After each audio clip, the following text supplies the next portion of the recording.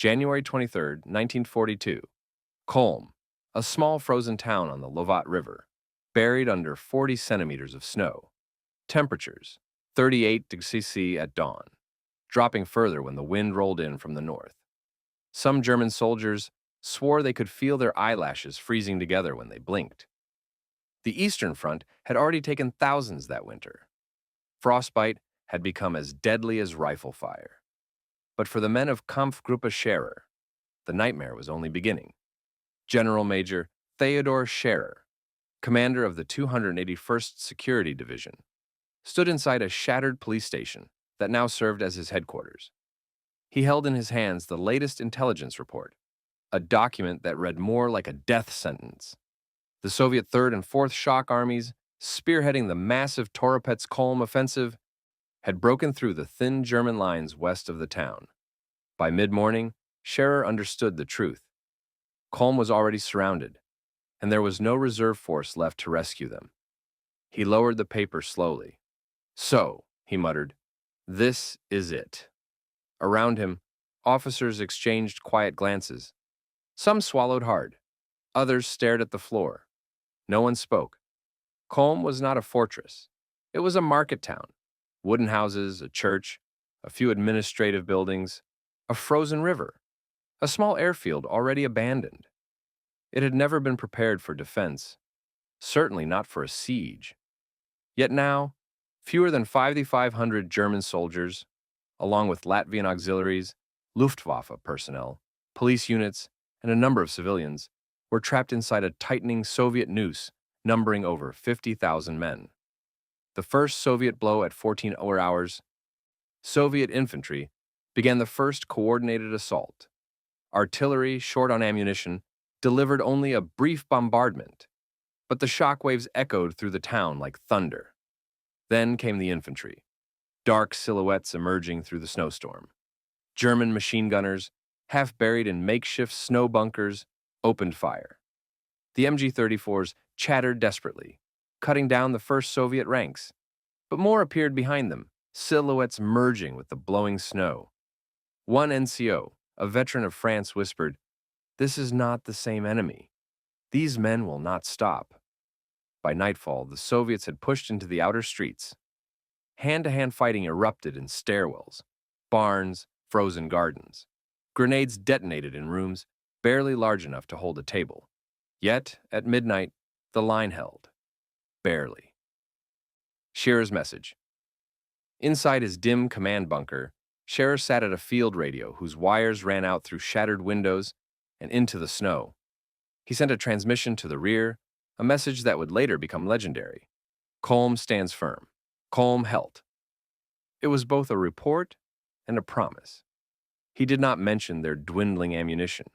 He did not mention that medical supplies were almost gone. He did not mention that temperatures were killing the wounded faster than blood loss. Outside, a medic checked a young soldier who had collapsed after the fighting. His boots were frozen solid, fused to his feet. The medic whispered to another, "He won't last the night." The sky goes silent, January 24th. The Soviets cut the last road south. By midday, Kholm was completely sealed. The Luftwaffe promised air supply. But the storm clouds were so thick that even the sound of aircraft was absent. One artillery officer looked up at the gray sky and said bitterly, "We are alone now, absolutely alone." That night, Soviet forces renewed the assault. Flaming bottles, crude incendiaries, exploded against German positions. The snow itself glowed orange. German soldiers, exhausted, frostbitten, many already starving, fought with a kind of cold desperation that had no heroism in it, only survival. The realization.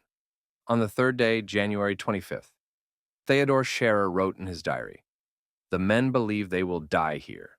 I cannot tell them they are wrong." He closed the notebook, put on his greatcoat, and stepped outside into the freezing dark. The siege had only lasted 72 hours. It would continue for 105 days.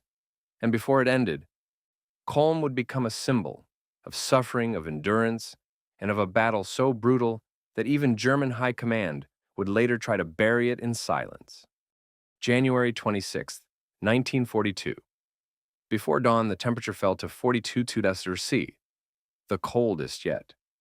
Men later recalled that their breath froze into tiny crystals that hung in the air before falling like dust. At 06:20, the morning roll call confirmed what everyone already suspected. More than 30 soldiers had died in their sleep, not from wounds, but from cold. One sergeant muttered, "At least they didn't feel it." Another replied, "We're all going the same way soon." The search for food. Kholm had no supply depots, no warehouses of grain, no hidden stores of winter rations. It was a town, not a military base. By the fourth day of encirclement, the defenders were already rationing bread to 150 grams per man per day. By the seventh day, even that was optimistic. General Scherer walked through the makeshift kitchen established in a school basement. The cook apologized. "General, we're mixing sawdust with flour now. We have no choice." Scherer nodded. "Do what you must. Keep them moving." Soldiers scavenged through abandoned houses for potatoes, jars, anything edible. Some broke apart furniture for firewood. The frost was turning empty rooms into morgues. In the attic of a collapsed house, two Landesschützen found a crate of preserved fish. One laughed until tears froze on his cheeks. He said, "This is the first miracle of Kholm." But it fed only 20 men for one day. The Soviets tightened the noose.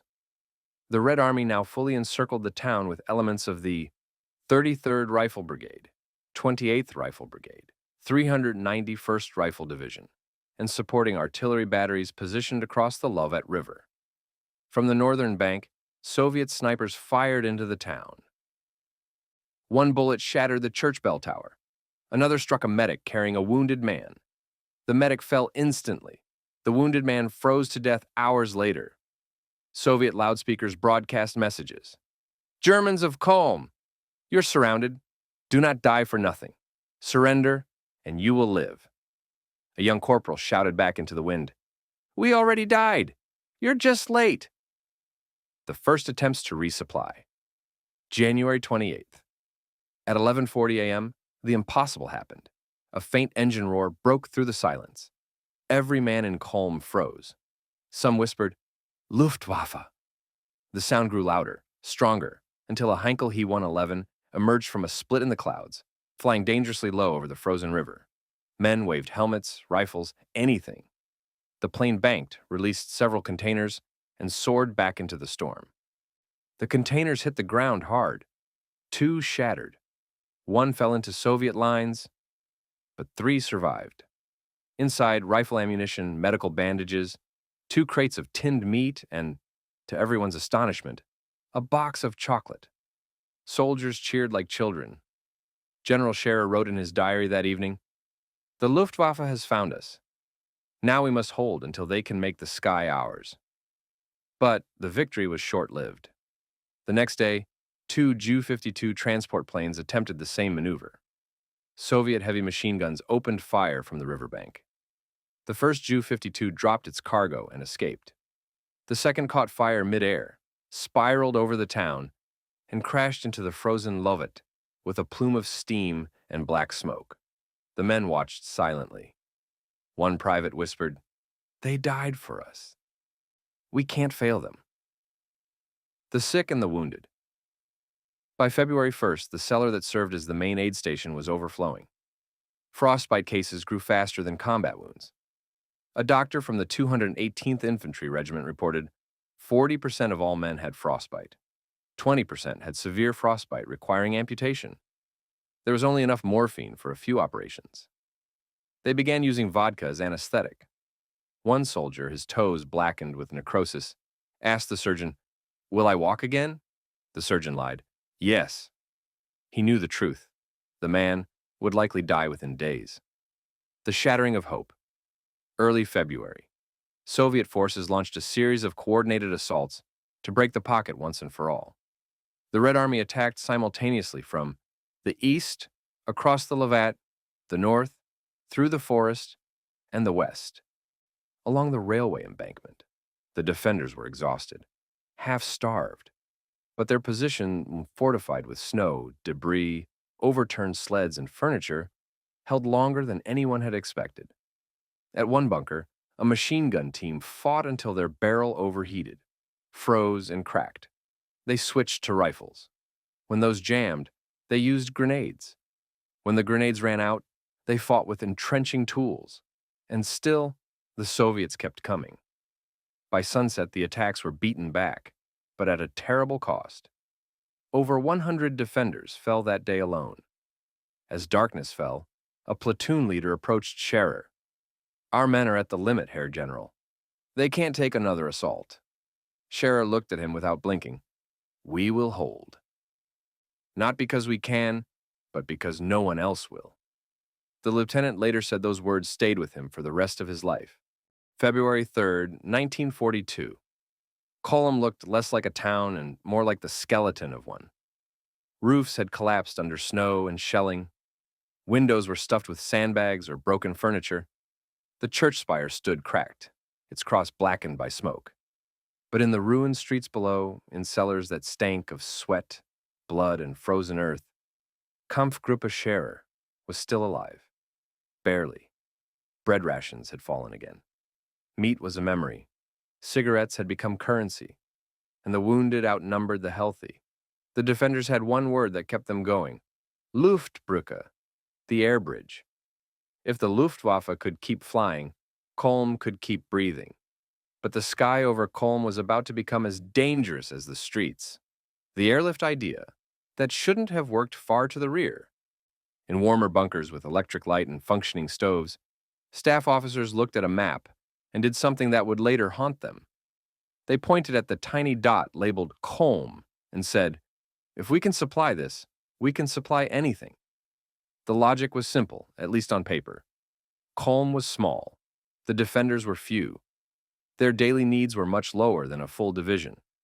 If the Luftwaffe could drop in just 5 to 7 tons a day, they might hold out.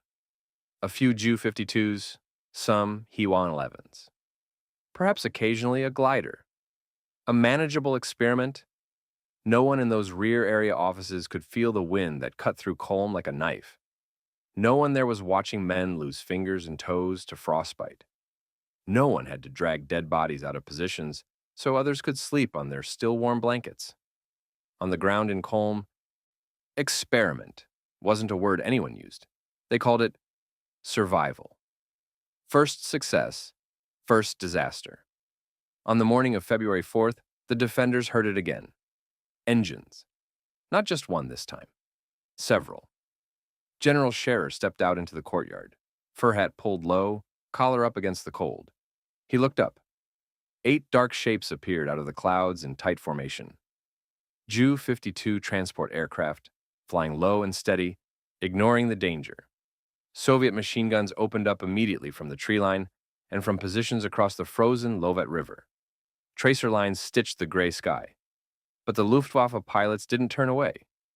They flew directly over the town, bomb bays opening, containers dropping like strange metal fruit. The men on the ground watched them fall. Some containers landed in the town square, sinking into deep snow. Others crashed through roofs. One punched straight into the ruins of a bakery. Soldiers ran from cover, dodging sniper fire, dragging the precious crates to cellars and basements. Inside, they found 7.92-meter rifle ammunition, MG belts, medical bandages, morphine, a few boxes of canned pork, and, again, chocolate and cigarettes. The mood in the cellars changed instantly. For 2 hours, Kholm felt almost human. Then, the sound came a second time. Soviet artillery. They had watched the whole operation. They knew now exactly where the center of resistance still lived. Shells began to fall in a precise, methodical pattern. Not on the front line, but on the heart of the pocket. The drop zones, the command posts, the cellars where men tore open crates with shaking hands. One shell hit the town square, detonating close to a group of soldiers hauling in an ammo container. 3 were killed instantly. The 4th bled out in the snow, clutching a crate of cartridges he would never fire. A soldier who survived wrote later, "Every time a plane came, hope arrived, and every time it left, the Soviets punished us for it." The gliders of Kholm. The Ju-52s were useful, but imprecise. Cargo fell where the wind decided. So someone suggested something bolder. Insane, some pilots said, gliders. The DFS 230 assault glider had been designed to deliver 9 to 10 fully armed men, or equivalent cargo, to precise locations, used famously in the capture of Fort Eben Emael in 1940. Now they would try to land them inside a snow-covered, shell-torn town under direct enemy fire. At night, the plan looked suicidal. The pilots volunteered anyway. February 10th, 1942, shortly after midnight, the defenders in Kholm heard a new sound, quieter than engines, more eerie, a sort of whispering rush through the air. A sentry shouted, "Flugzeug!" But the others could see no navigation lights, no engine glare. Then a shape emerged low over the rooftops, a slim, dark silhouette slicing through the snow-filled air at terrifying speed. A DFS 230. The glider came in steep, leveled at the last moment, and slammed into the frozen main street with a screech of metal and wood. Sparks flew, snow exploded. For a second, no one moved. Then the glider's nose popped open and men stumbled out, half frozen but alive. A Luftwaffe doctor, several medics, and crates of surgical equipment. One of the defenders later said, "It looked like a coffin landing by itself." Then, the dead climbed out and started saving the living. More gliders followed in the coming nights. They brought doctors, radio operators, replacement machine guns, mortars, critical ammunition. One glider carried blood plasma, bandages, extra morphine, and even a small field X-ray apparatus. Another brought 176 kilos of bread, which was rationed like sacred relics. But the cost was brutal. Some gliders never found the town and crashed in Soviet-held fields, their crews captured or killed. Some overshot, smashing into houses and turning into splintered wreckage. One glider slammed directly into a ruined building on the edge of the pocket, killing everyone on board. When the defenders dragged out the bodies, one man said quietly, "They landed closer to us than anyone ever will. We dropped them everything, except a way out." The airlift to Kholm became a kind of obsession for certain Luftwaffe crews. Ju-52 pilots flew route after route in whitewashed aircraft, engines straining in the cold, dodging ground fire, flying so low they could see individual soldiers fighting in the streets. One pilot wrote in his logbook, "We dropped them ammunition, food, medicine, even mail. Everything except a way out." Soviet gunners learned quickly. They triangulated common approach routes and set up machine guns, anti-aircraft guns, and even captured German weapons to build small belts of fire. The Ju-52s responded by flying lower, then lower still. Some passed just meters above the roofs, wings nearly scraping chimneys, to release cargo with maximum accuracy. One transport took hits in both engines, made a straight-line emergency landing on the frozen Lovat, half inside German lines, half under Soviet machine gun range. The crew scrambled out, dragging what they could. One brought the plane's machine gun, set it up behind the engine block, and fought there until he was killed. The wounded who could move crawled toward Kholm. A few reached it. Most did not. Their bodies froze, within sight of the town they had tried to save. Too much and never enough. By late February, supply records showed that tens of tons of ammunition, food, and medical goods had been dropped or landed at Kholm. On paper, it sounded impressive. On the ground, it still felt like starvation. The problem was simple. Some containers landed in Soviet lines. Some shattered on impact. Some disappeared in shell craters or under collapsing roofs. And some were destroyed by artillery minutes after landing. What reached the defenders was never enough. Bread rations continued to shrink. Horses, and those few that remained, were slaughtered. The smell of cooking horse meat was one of the only pleasant smells in Kholm that winter. One soldier wrote in a letter he never sent, "We used to curse at field kitchens. Now men cry when they smell soup." The day the sky almost killed them all, March 3rd, 1942, midday. Overcast, heavy snow, poor visibility. A communicating error, still debated by historians decades later, sent multiple Ju-52s and a pair of He-111s over Kholm, just as Soviet artillery batteries prepared a new bombardment. To the Soviets looking up from their trenches, the aircraft were perfect timing. They waited. The Ju-52s approached, engines echoing through the storm. Drop. Containers fell. At the exact same moment, Soviet batteries opened fire, not at the planes, but at the drop zones they now knew by heart. Shells crashed into the town square, into courtyards, into open streets where men ran to retrieve supplies. One container full of mortar rounds took a direct hit. It detonated in midair. Shrapnel scythed through a group of Landesschützen waiting below. Several were killed outright. Others staggered around in the snow, blind and screaming. A second shell landed near a building where wounded had been gathered. The blast collapsed part of the roof. Inside, a medic stood in stunned silence as chunks of brick and timber fell. Then, he realized half his patients were buried.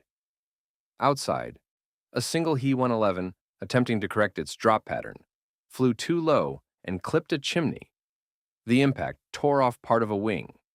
The bomber banked uncontrollably and plunged into the northern quarter of the town. The explosion flattened two houses and started a fire that burned until it ran out of oxygen in the snow-choked ruins. The airlift had brought them ammunition, food, and death. General Scherer watched the burning wreck from his command post. He removed his cap and said nothing. Later, he wrote, "Our salvation became our tormentor, yet still we begged for more." The pilot's war. For the men in Kholm, each engine sound meant risk, hope mixed with fear. For the pilots, Kholm became a nightmare route none of them ever forgot. They called it Die Hölle von Cholm, the Hell of Kholm. Die Schornsteinstrecke, the chimney route, because they flew so low. They flew in blizzards that grounded fighters. They flew with wings iced over. They flew at altitudes where a single hit could send them into the town or the river. Anti-aircraft bursts dotted the sky. Tracers streamed up from Soviet lines. Sometimes a Ju-52 would vanish into the clouds and never reappear. More than one crew joked darkly, "If we get shot down, at least we'll finally be warm." Some aircraft returned to base riddled with holes. Fuel tanks punctured, control cables half severed, engines coughing. Mechanics would patch them up with whatever they had, then send them back out again. It was a war inside the war. The battle to feed a pocket that refused to die. A strange kind of mail service. Despite everything, the Luftwaffe didn't just drop combat supplies. They dropped letters. At first, only a few, from higher command, from corps and army leaders, encouraging Scherer and his men.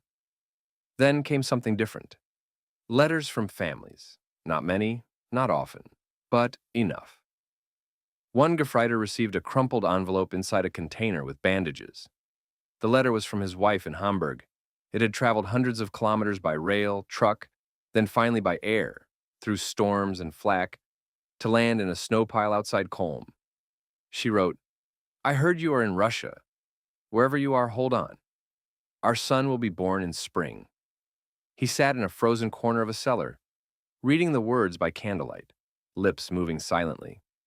Then, he folded the letter and placed it inside his tunic over his heart. He died in March, during a Soviet attack. The letter was found on his body when the pocket was relieved. For some soldiers, it was the only piece of home that reached them. For others, it arrived too late. "We will hold, or we will die here." March 1942 wore on like a slow-motion execution. Every day, the Soviets attacked, the defenders repelled them, the Luftwaffe dropped supplies, the Soviets shelled the drop zones. The cycle repeated until time lost meaning.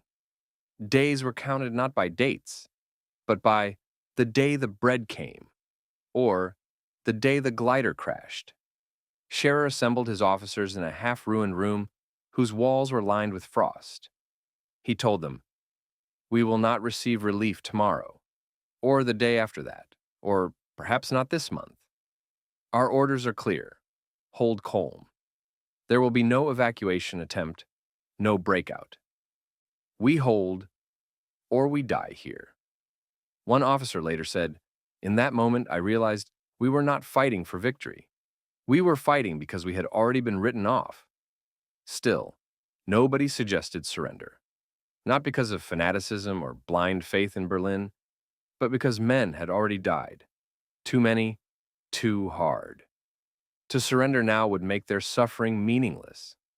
Kholm's defenders fought on out of something more primitive than ideology: stubbornness, loyalty to the man in the next foxhole, a refusal to let all the sacrifices, in the air and on the ground, be for nothing. The price of proving a point. The airlift to Kholm worked. That's what staff officers would say later. The pocket held. The defenders survived. The Soviets failed to crush it. Success. But success had a price measured in crashed gliders, burned out transports, frozen pilots, dead ground crews, and hundreds of men on the receiving end who died retrieving supplies that would never save them. And somewhere in the background, quietly, a dangerous idea took root in the minds of German high command. If we can supply Kholm, maybe we can supply bigger pockets too. Demyansk. Later, Stalingrad. The lessons of Kholm would be learned, then over-applied, misapplied, and weaponized by wishful thinking. But for the men trapped in that little snow-choked town in early 1942, there was nothing theoretical about it. Each flight bought them one more day. Each drop cost more blood. The air bridge was both lifeline and curse. And the worst was not over. The pocket was shrinking. The men were starving. Spring was coming. And with it, mud, disease, and a new kind of horror. March 1942. To the men trapped inside Kholm, time no longer felt like something measured in days or weeks. It felt like erosion, like being slowly scraped away.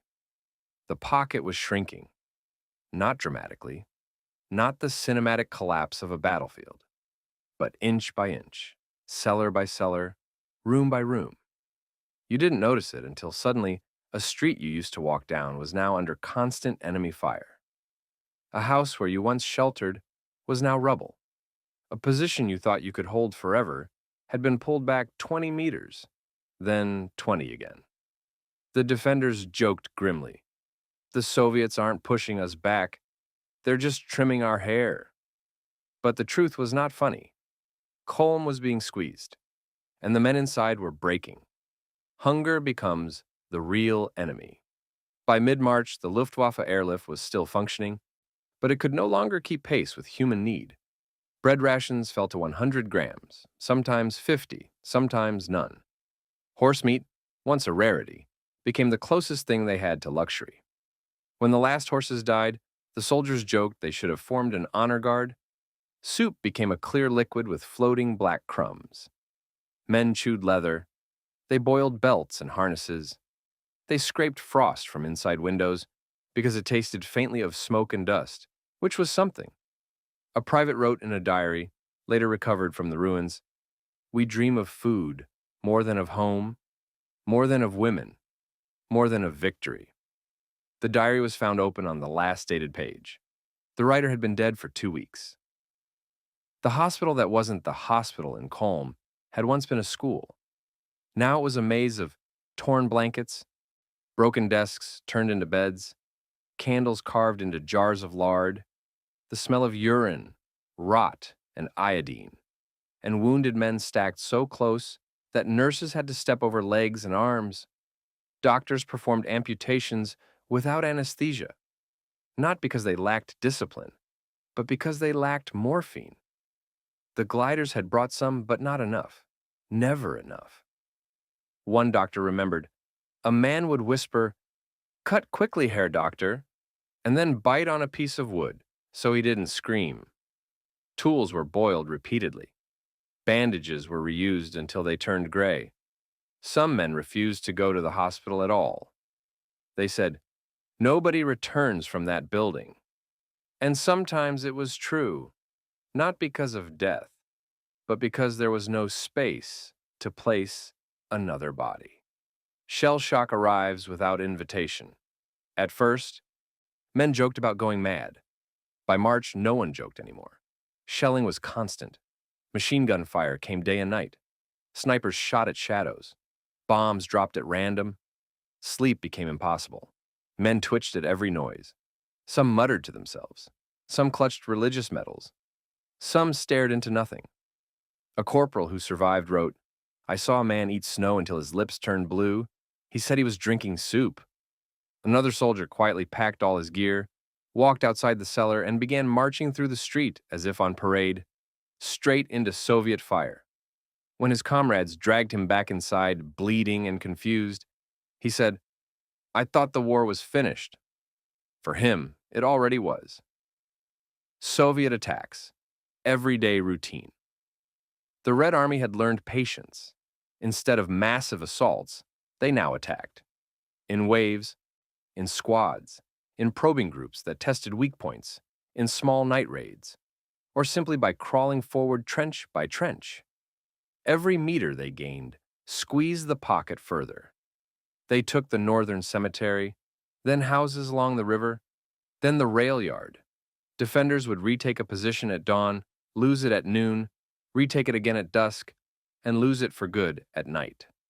A German officer said later, "The Soviets fought like the snow itself. They fell everywhere, silently, endlessly. The defenders were exhausted, but they held. Barely. The pocket shrinks to nothing.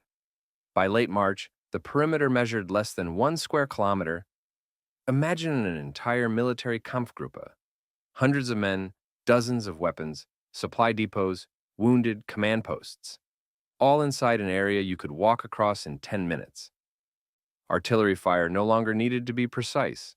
Every shot hit something. Buildings that had lasted for weeks finally gave out. A single shell could take out a platoon sheltering in a basement. Yet somehow, impossibly, the defenses hardened. Positions were rebuilt. Streets were barricaded with rubble. Machine gun nests shifted constantly to avoid Soviet snipers.